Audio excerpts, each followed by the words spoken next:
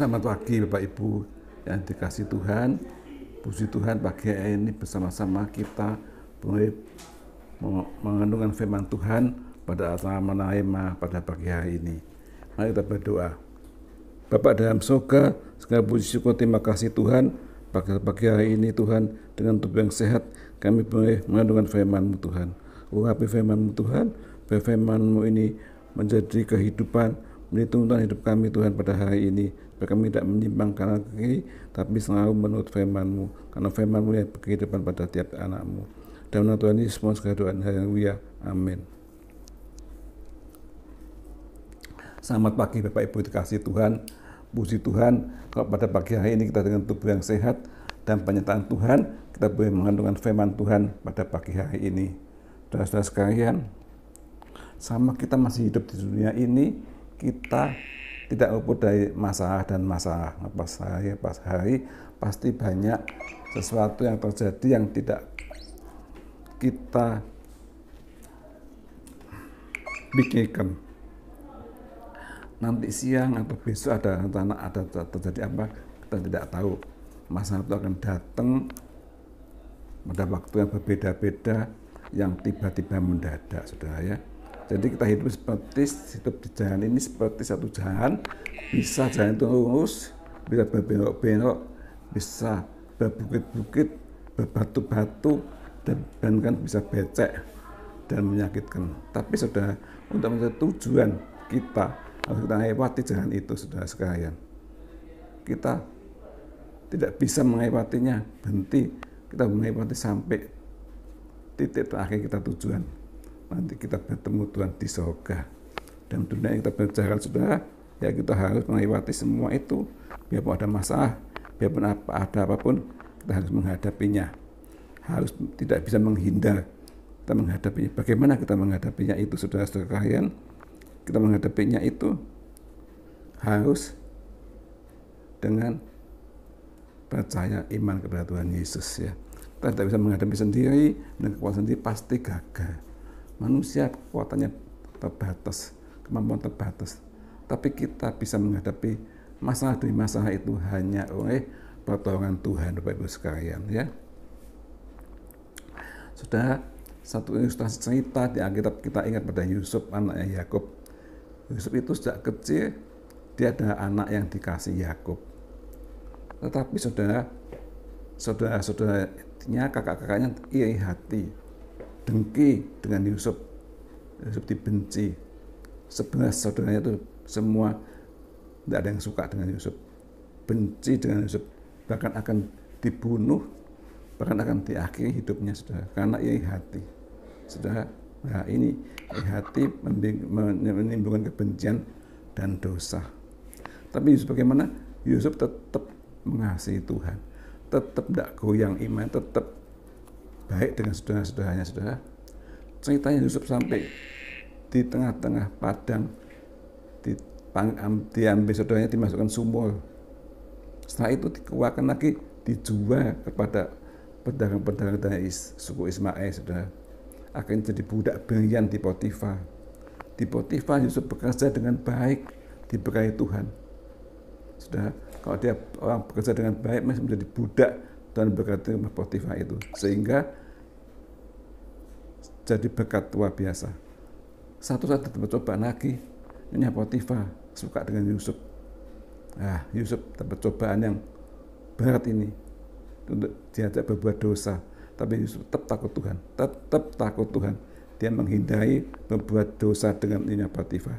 Akhirnya dimasuk ke penjara. Saudara, difitnah lagi, masuk penjara. Yusuf tetap setia pada Tuhan.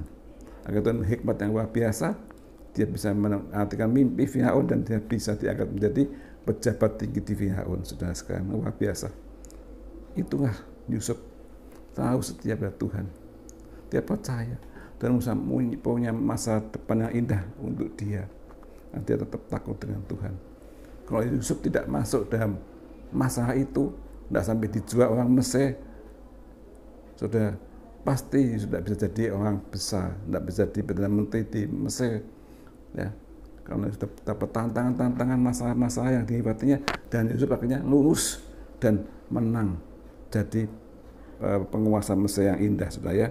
Jadi pengukur hidup, saudara. Saat ini sudah di mana? Mungkin sudah ada masih sekolah, mungkin masih membuka usaha baru, ya, masih kecil, kesulitan. Tapi sudah jangan khawatir, jangan putus asa. Tetap kita berusaha bekerja dan berdoa. Pasti Tuhan menolong saudara dan saya. Sampai akhirnya akan sukses, saudara. Kita bisa sukses karena pertolongan Tuhan. Yusuf sukses karena pertolongan Tuhan, saudara. Biar ada masalah kita terjadi A atau B, tapi tetap setia. Jangan tinggalkan Tuhan. Jangan tinggalkan Tuhan. Percaya Tuhan itu selalu menyertainya, saudara. Tuhan tidak meninggalkan anak-anaknya yang takut dan setia kepada Tuhan, saudara ya. Kalau Yusuf tidak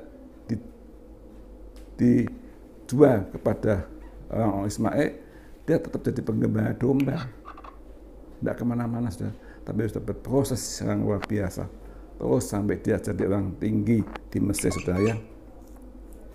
Jadi saudara, biar kita tetap menjadi orang yang tetap setia pada Tuhan ya, apapun keadaannya, saudara.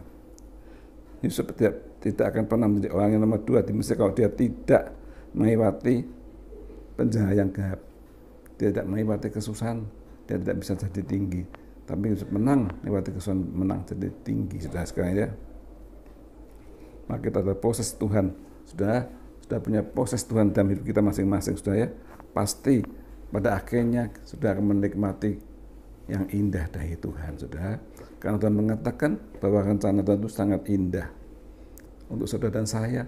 Tiap anak itu punya rencana yang indah yang dikatakan di firman Tuhan dalam Yeremia 29 ayat 11. Dikatakan firman Tuhan, sebab aku ini mengetahui rancangan-rancangan apa yang ada padamu, yaitu rancangan,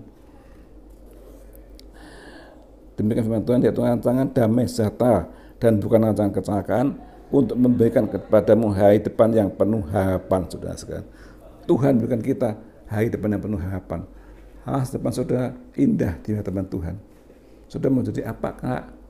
Tuhan punya kasih dan kuasanya untuk membuat jalan saudara jalan sampai ke puncaknya, saudara. Mungkin saudara ada minat di bidang ini, sekolah di bidang ini.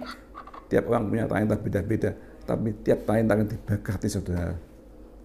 Tiap talenta saudara diberkati jadi indah, saudara. Jangan khawatir, jangan rendah hati, jangan percaya diri sendiri saja, hanya percaya pada Tuhan.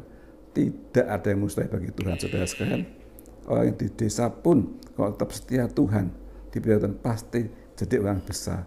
Nah, Tuhan bisa mengubahkan segala sesuatu menurut kehendaknya. Tidak ada yang mustahil bagi Tuhan, saudara. Jadi saat ini biar kita tetap menyerahkan kehidupan kita, usaha kita, pekerjaan kita kepada Tuhan. Tuhan yang membuat saudara indah pada waktunya. Waktu Tuhan, waktu yang pas, waktu yang cocok untuk saudara dan saya. Saudara, jangan melihat kesuksesan orang lain, tapi lihat Tuhan Yesus. Nah, Tuhanlah yang menolong tiap-tiap anak-anak yang percaya kepadanya. Amin. Mari kita berdoa, saudara sekalian. Segala puji syukur, terima kasih Tuhan atas kesetiamu Tuhan Yesus. Ajarkan kami Tuhan, hai percaya Tuhan kepada Tuhan. Ajarkan kami menyerahkan hidup kami kepadamu Tuhan. Hai percaya Tuhan, hidup kami ada di dalam tangan Tuhan. Rencana-Mu yang indah pada anak-anak-Mu Tuhan. Setiap anak-anak-Mu yang setia Tuhan, hidupnya akan diberkati dan hidup menurut kehendak Tuhan dan akan mencapai tingkat yang indah pertolongan-Mu Tuhan. Ajar kami kuat Tuhan menghadapi segala masalah, cobaan-cobaan. Kami percaya kepadamu. Tuhan beri kekuatan anak-anak-Mu untuk setia kepadamu. Dan Tuhan Yesus segala dunia. Haleluya. Amin.